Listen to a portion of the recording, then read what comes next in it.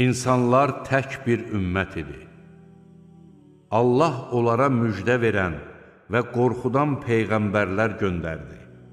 Onlarla birlikdə haqq olan kitab nazil etdi ki, insanlar arasında onların ixtilafa düşdükləri şeylərə dair hökm versin.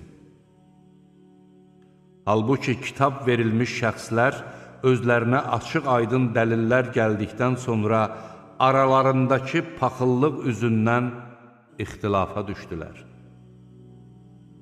Allah isə öz icazəsi ilə iman gətirənləri ixtilafda olduqları məsələlərdə haqqa yönəltdi. Allah istədiyini düz yola yönəldər. Yoxsa siz elə güman eləyirsiniz ki, sizdən əvvəlkilərin başına gələnlər sizin başınıza gəlmədən cənnətə daxil olacaq?